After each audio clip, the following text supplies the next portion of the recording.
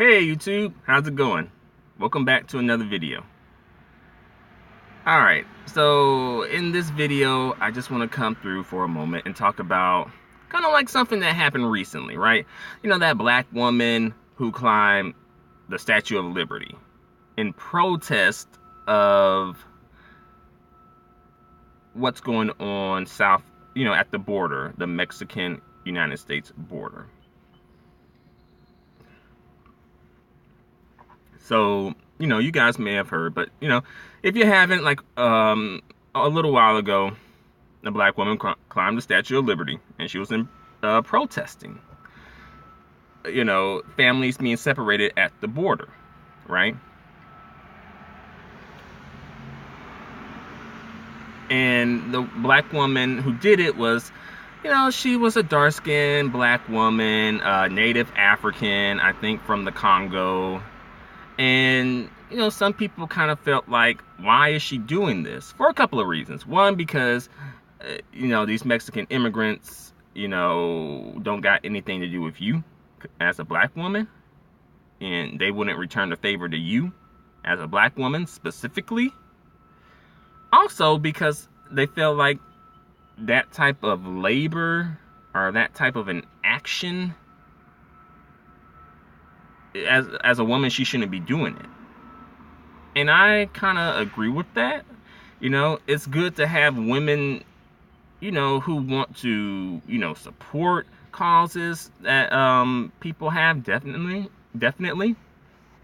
Specifically dark-skinned black, specifically black women, but in this particular case, especially dark-skinned black women, it's great to have them, wanting to support causes, of course. Their support is definitely needed. But I don't think that they should be,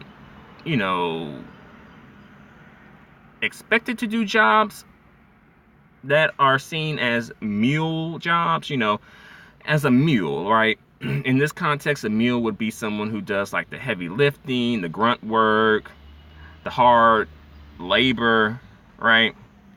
And I think, unfortunately, because of slavery, I think we kind of associate that type of work with, dark-skinned people in in general.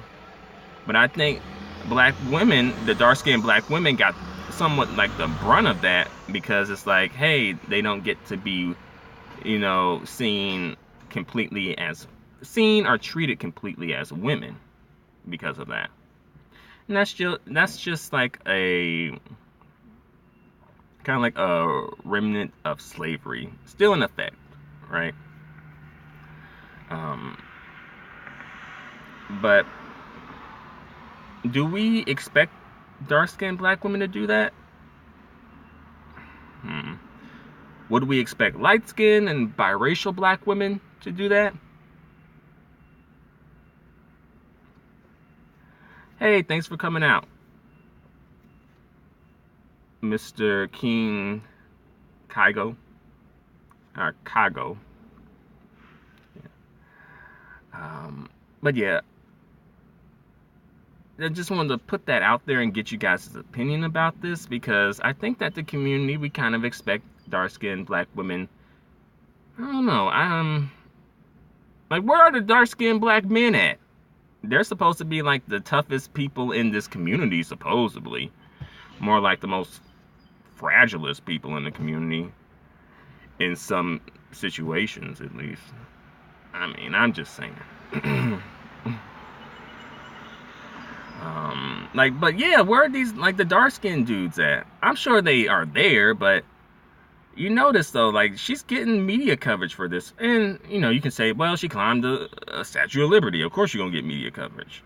And I think she's also facing, like, federal charges over that. I'm like, whoa, is that serious? I just thought it was going to be maybe like a misdemeanor, slap on the wrist. I'm not sure.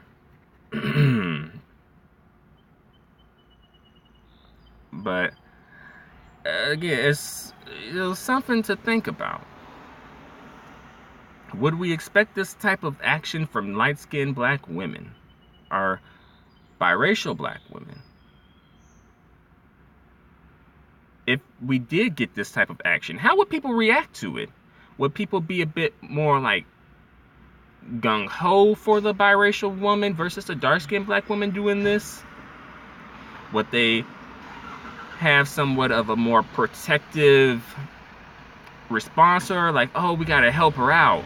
Because I don't know if people really want to go hard in the paint for this woman who climbed the climbed the Statue of Liberty. And she also had a t-shirt on that said, "White supremacy is terrorism."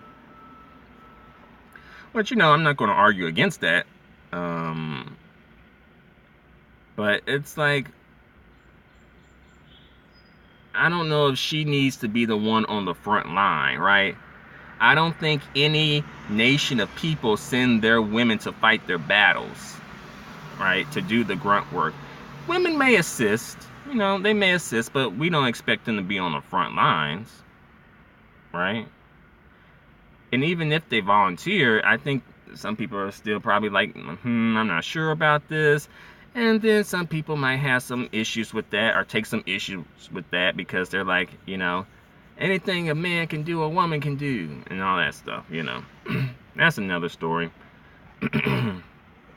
But I think it kind of speaks to how people view dark-skinned black women when it comes to, I guess, like, being women and being seen as feminine. And it's like, you know, for example, like, say if a woman is a victim of like domestic violence, right? Like, you know, her boyfriend or husband, you know, beat her up. That usually triggers, in the response of, you know, the general public, usually like, oh wow, that's terrible, right? Versus if it was a man versus a man, people were like, oh, yeah, you know. But if it's like a man beating another man, it's not really that big of a deal, you know, beating up another man. But if it's a man beating up a woman, that would trigger like an emotional response from people, right? And I'm just wondering, does that emotional response, you know, apply that type of emotional response, right? Like, oh, you know, we have to protect that woman, we have to help her out, you know, she's a victim, or, you know, she's in need of assistance. Like, does that apply to dark-skinned black women as much as as people would apply it to, say, lighter-skinned black women? You know, like, are they given that privilege? You know, should that even really be a privilege? Is that a privilege? You know, it's, you know, again, something I just wanted to put out there and get you, you know, get your opinions on and see what you think of that. But, you know, don't want to go on for too long, but I just wanted to put that out there. All right. So, until the next video, adios and goodbye. Thanks for watching. Catch you soon.